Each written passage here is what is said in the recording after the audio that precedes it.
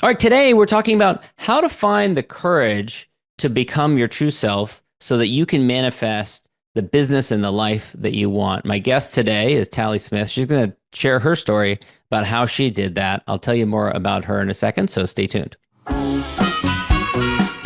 Welcome to the Smart Business Revolution podcast, where we feature top entrepreneurs, business leaders, and thought leaders and ask them how they built key relationships to get where they are today. Now, let's get started with the show. All right, welcome everyone. John Corcoran here. I'm the host of the show, and each week we have great guests. We have smart CEOs, founders, and entrepreneurs from all kinds of companies. We've had, if you check out our archives, we've had Netflix and Grubhub, Redfin, Gusto, Kinko's, YPO, EO, Activation Blizzard. Check out the archives on whatever player you like to listen to your podcast. And of course, this episode is brought to you by our company, Rise 25, where we help B2B businesses get clients, referrals, and strategic partnerships. So done for you podcasts and content marketing. And you can learn more about what we do by going to Rise25, rise25.com, or emailing us at support@rise25.com. And be sure to ask about our new podcast Copilot platform. All right. My guest here today is Talie Smith, and she is the founder, CEO, and chief creative officer at Smith & Connors, which is a brand and digital agency. She's got 20 plus years of experience in the communications space, and she works with equity-centered institutions, governments, and purpose-driven businesses. And she's championed a method called design therapy, which we're going to talk about in a moment, that helps to bring alignment during organizational change. She's based in Portland, Oregon. We know each other through Entrepreneurs Organization. And Talie, I'm so excited to have you here today. And I love to get to know my guests a little bit more about what they were like when they were a kid, because that informs so much of what we're like as we become adults. And you were a performer. You were someone who liked using your voice, singing, dancing. That's always been a strong, powerful force for you. Obviously, you use it in some of the work that you do now, but talk a little bit about what you were like as a kid. Thank you so much for having me, John. It's really cool to Hmm. be here. Yeah. Yeah, I think, thinking back to my childhood in a household of three sisters and parents and all of in suburban America, I was, you know, I remember from my earliest memory just feeling really like a big stage was just waiting and ready for me right there. And I had no fear to get onto that stage wherever it might be. And so I started to develop, skills and in voice, vocals, performance, and dance. And all the way through college, I, was a classical vocalist and then got into some other types of bands and things. And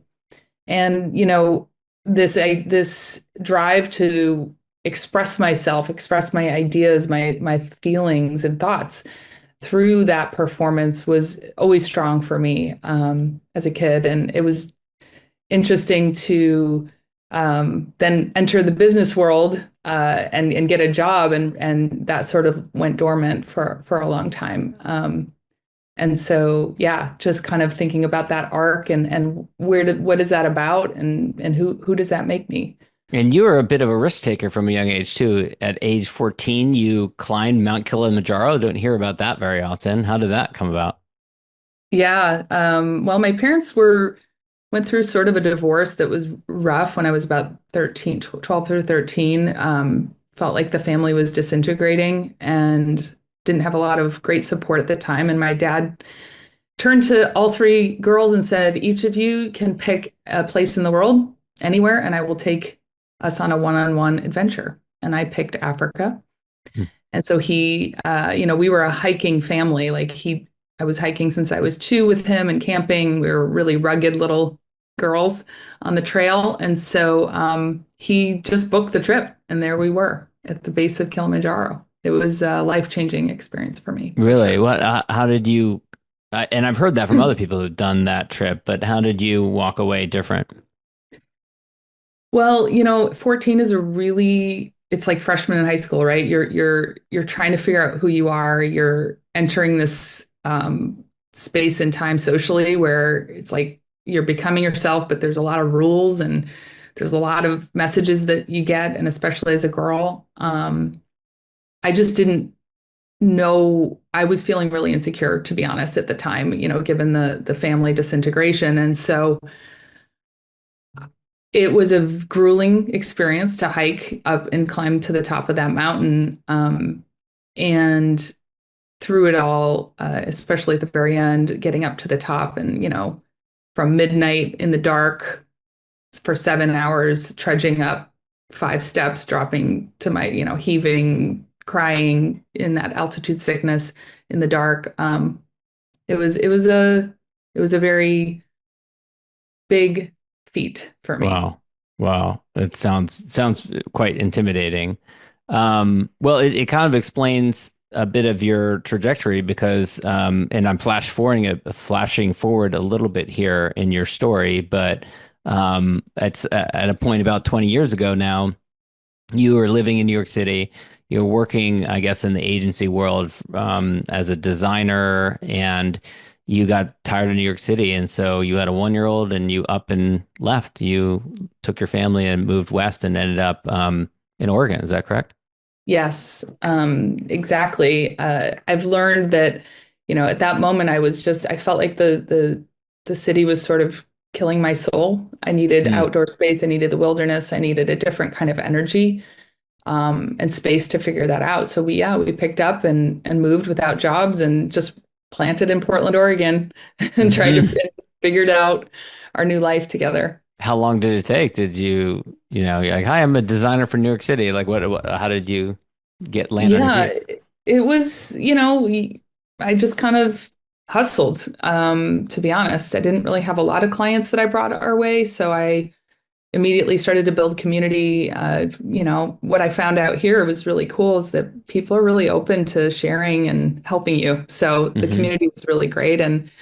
But we were making ends meet just for many years while we were raising our family and establishing ourselves here. Yeah. I mean, 18 years ago in Portland was a bit cheaper, I guess, to live. So maybe you could get by a little bit, a little bit easier, Definitely. right? Yes. And then what was the origin behind Smith and Connors? I understand first it was your own kind of side hustle under a different name, but then eventually you decided to partner with your husband and your sister. Yeah, my sister Becca Connors and she was a software engineer. I was a designer. And she became a developer. So we were doing sort of projects together as designer developer while we were raising our kids, was really great. And then my husband Scott was doing strategy and content strategy and all sorts of really cool branded experiences with other agencies in Portland at the time, and kind of disenchanted with agency life as I was, which is why I left that. And he kind of turned to me and my sister and said, "You two are doing some cool stuff. Like, I think we could partner up and start a business and do some really great things together." And so we did in 2013. We formed Smith and Connors, and it is, Becca as our chief technology officer. I'm, creative director, and Scott as strategy. And so we Got we it. started. And there's a lot of families where that combination would not work out so well. It's two spouses and a sibling. How did it work out for you? Well, I'll just say at the very beginning, we got a business coach who ended up being sort of a family therapist. But it was really auspicious in a way, or I don't know if that's the right word, but you know, she was able to point out dysfunctions and we started to really work at those. And it's been 11 years now, almost 12. And I think it's testament to the three of us that we are as healthy and prosperous as we are as a business.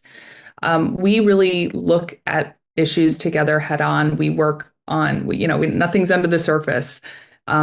We deal with it. We talk about it. We work through it. And I think the three of us have really grown as individuals and leaders together. It's really beautiful.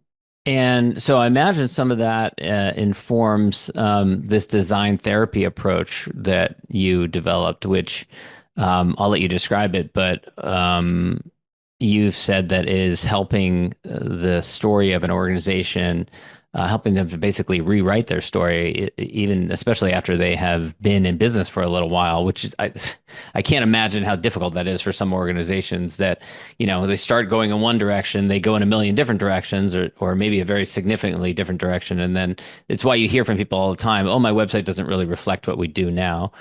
So take me through that. How do you help companies to figure out what their story is now when they have been doing it for a long time and their stories become different? Yeah.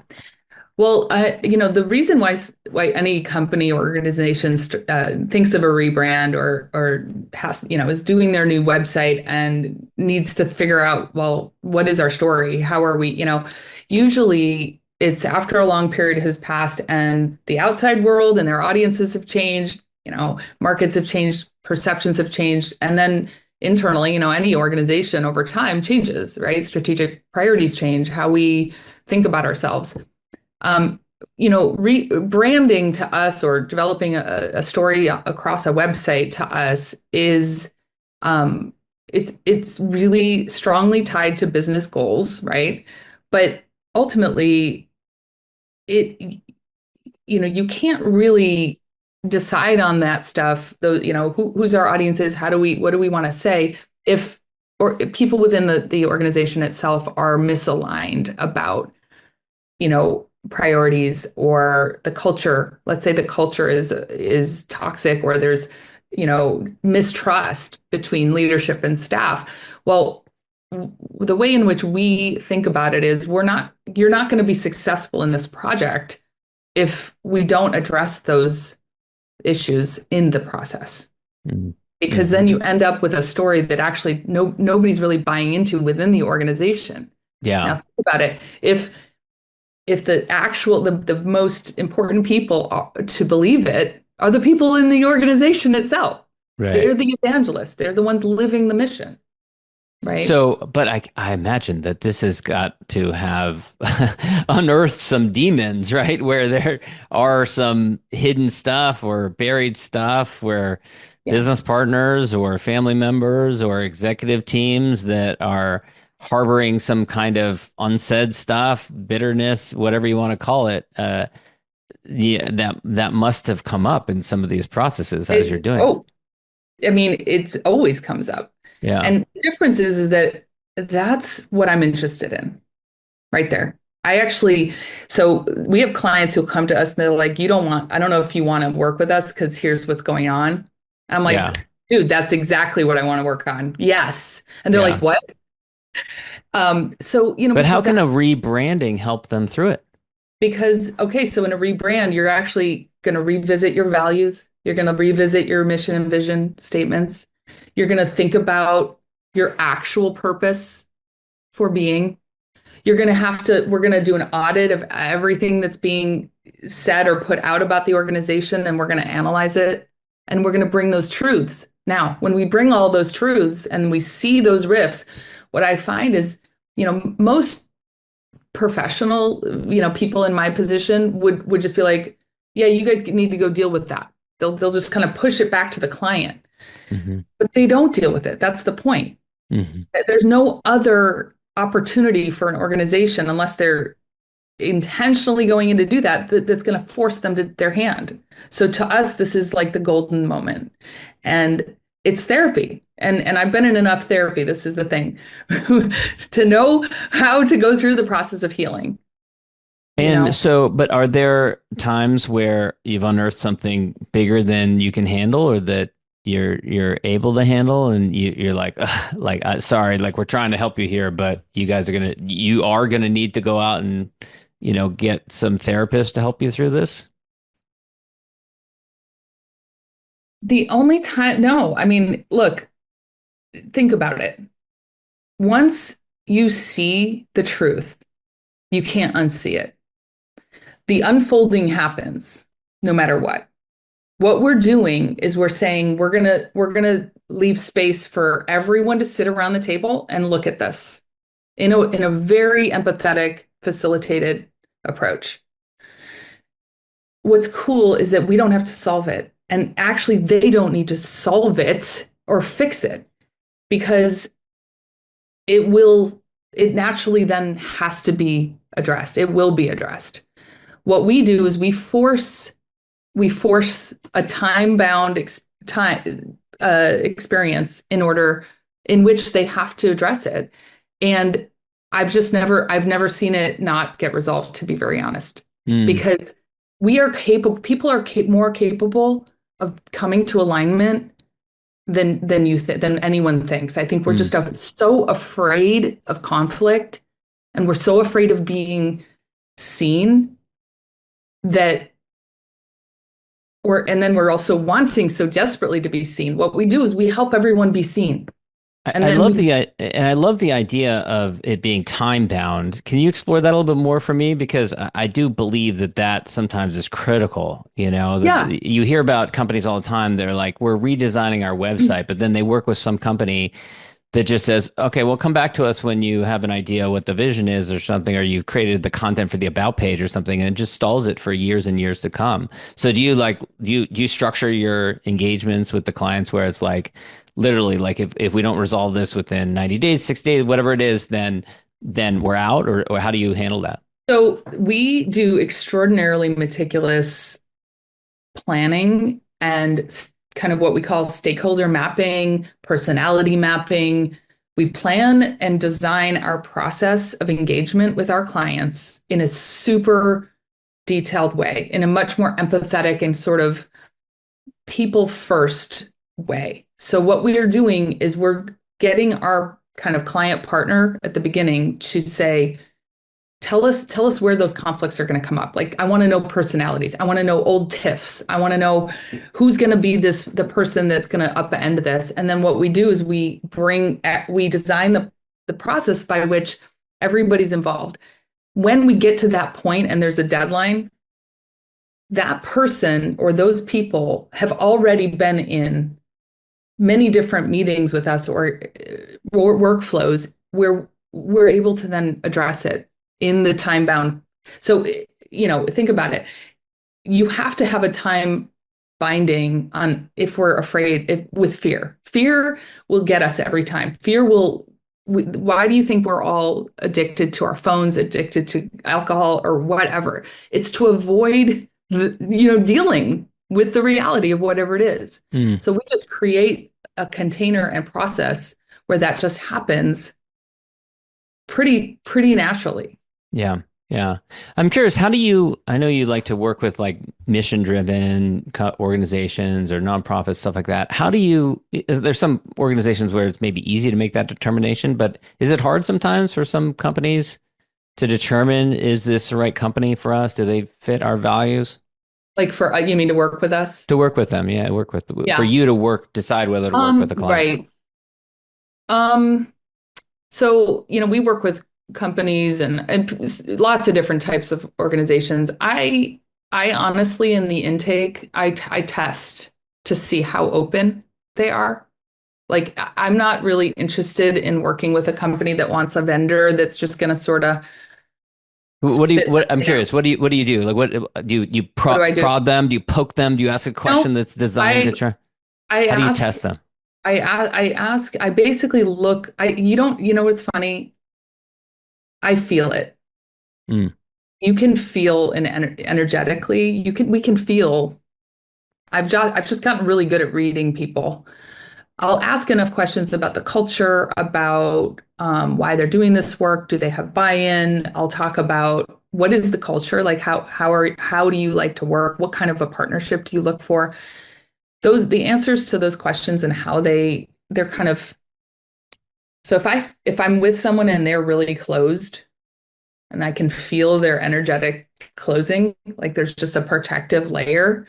I'll prod to see how much they'll open, and if they don't, I know that it's probably not a fit for Give me an us. example of the types of questions that you ask to figure out if you can open them up, so to speak. I'll ask what they're afraid of, Mm, or I'll ask what's the worst thing that can happen in this project? What are mm. your highest goals? What's the worst? And and if they If they're yeah, honest, so if they're I like vulnerable, to, then yeah, it's good. yeah. Yeah. If not, if they won't reveal it, then you can kind of tell that they're not Most of the comfortable. time, yeah, Yeah. most of the time people will take that invitation and they'll like start to feel relief that they Mm, get to talk about that. mm, And I'll start to feel them open and go, th I'm a little bit nervous about how this organization is going to figure this out together. yeah. Yeah. And then I'll be like, ooh, let's go there. And then we'll Yeah. dig in. And I'm But I'm curious. if it's more like, oh, I want this done quick and cheap and right, it's like, Right. Right. I'm curious how this ties into your own personal growth, your own leadership growth as you've emerged as a leader in your company and beyond your company, because I've witnessed your leadership through Entrepreneurs Organization. Um, Tell us a little bit about your journey in that area. well, funny you ask, John. Um, my childhood, what I didn't share was that I had a tough mother. Okay. And a lot of people have a tough parent. But she was mentally ill, undiagnosed really. And she did a number on me, basically. And really what I mean by that is I really didn't know who I was because she sort of usurped my identity and made it seem as a kid that I had to kind of be available and answer and have the reactions and take care of her Hmm. and set myself aside. So I really lost track of who I am throughout most of my life. And so my journey has been about learning to become myself and feel safe doing that because it wasn't safe for me to do that when I was a kid. It was really, really dangerous. She left me a lot of abandonment, meanness. Um, and so the healing around that has coincided with me becoming a better leader as I've been able to learn who I really am, my identity. So you kind of see the parallel here. I own a branding firm, right? I'm really good at helping others. Others with their identify who they are. Yeah. Yeah. But the interesting thing in our journey at Smith and Connors was early days. I hadn't really healed, so I Yeah. was not able to be as of use and Yeah. as good at my job as a leader with my clients, with our teams, until I had really finally had the courage to face my own self. Um, and COVID really forced that hand. It kind of demolished our company and my own self-image. And I thought I had failed. And it forced me to have to actually look and see what it is. And then so I did a psychedelic journey in 2020 and really went in to look for who I am in there. And how did that help? Oh my God, transformational. One session, one day, Amazing. really, really profound. How one journey like that Mm, could be as transformational as it was, mm, as it has been. mm. It just doesn't surprise me. The part about you saying that, I went into a profession where I helped others to define who they are because, I see that so often that what people struggle with is what they end up working on or what helping others with because they're fascinated by it, right? And it sounds like for you, your relationship with your mother explains a lot of that interest in helping others and unpacking the therapy, using therapy to help people unpack what's beneath the surface. Exactly. I think it's even more than a fascination. It's like it becomes the thing we know best how to handle. Yeah, It becomes yeah, our vocation, right? Our core trauma, our core wounding becomes our right, vocation because it's what we know. right, But it's just interesting to see how that can be healing. A lot of therapists, right? yeah, Psychotherapists, psychologists. yeah, yeah. Um, And you have also talk a little bit about Entrepreneurs Organization because you've used that also. That has been helped you in your leadership journey. Oh my gosh. I am such a fan of this organization. As you know, I can't understate the role that EO has played in my healing journey as well as my leadership. Like I've catapulted. I've been in the organization for 5 years.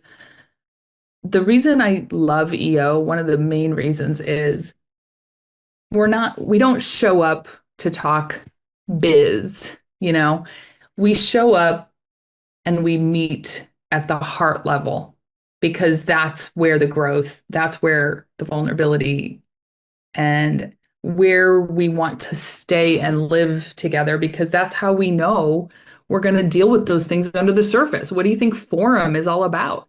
You don't Hmm. go in there and talk about the top 95% of what's happening in your life. We talk about the 5% or the 1%, meaning the most critical, the most difficult stuff is what we actually are bound Hmm.